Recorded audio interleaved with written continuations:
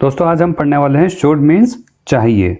आइए सबसे पहले देख लेते हैं इसकी पहचान क्या है। जिन वाक्यों में सलाह के बतौर कुछ कहा जाता है और क्रिया के बाद चाहिए शब्द आता है तो शुड, ought to या must का प्रयोग किया जाता है। शुड का प्रयोग जहां साधारण सलाह के लिए किया जाता है, वहीं ought to का प्रयोग कर्तव्य, धर्म या नीति संबंधी बातों के लिए किया जाता है।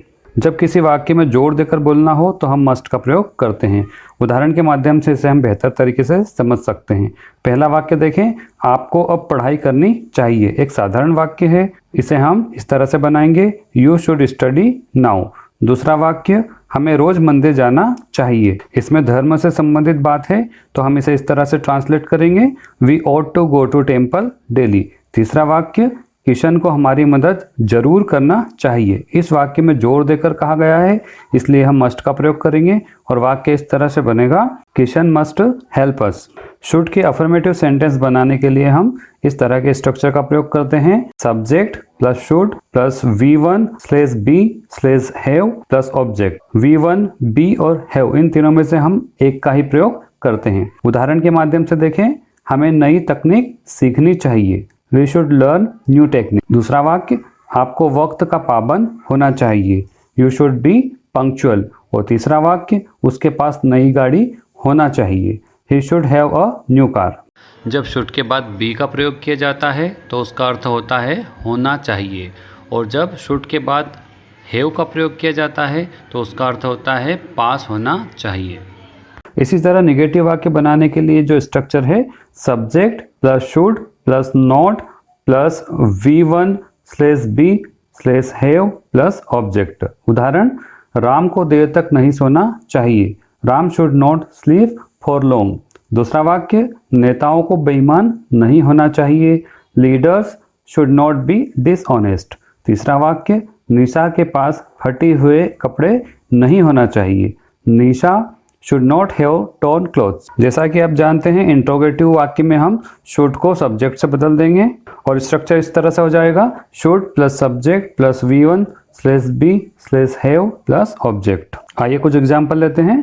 पहला, क्या हमें यह फिल्म देखना चाहिए, should we watch this movie. दूसरा, क्या हमें दुखी होना चाहिए, शुड वी बी सैड। तीसरा, क्या छात्रों के पास 2 जोड़ी जूते होना चाहिए, should students have 2 pairs of shoes.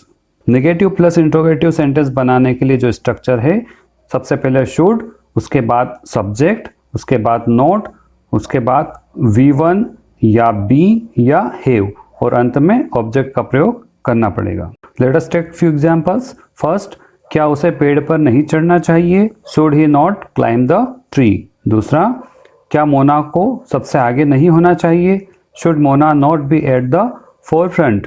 Third, क्या बच्चों के पास सेल फोन नहीं होना चाहिए, should children not have cell phones. अगर इंट्रोगेटिव सेंटेंसेस में WH क्वेश्चन वर्ड का प्रयोग करना पड़े तो पहले टाइप के वाक्य इस तरह से बनेंगे। सबसे पहले स्ट्रक्चर देख लें, WH question word plus should plus subject plus V1/B/have plus object. Example, मुझे अब कहाँ जाना चाहिए, where should I go now. Bablu को लंबा क्यों होना चाहिए, why should Bablu be tall. तीसरा, जितेंद्र के पास जेब में क्या होना चाहिए, what should Jitendra have in his pocket. WH question word के टाइप 2 में हम पढ़ते हैं 4 प्रश्न, हुज, व्हिच, हाउ मेनी और हाउ मच। इन 4 प्रश्नों के लिए जो स्ट्रक्चर है, WH question word plus object plus should plus subject plus V1/B/have और लास्ट में क्वेश्चन मार्क। उदाहरण के माध्यम से देखें, पहला, उसे कितना पैसा खर्च करना चाहिए, हाउ मच मनी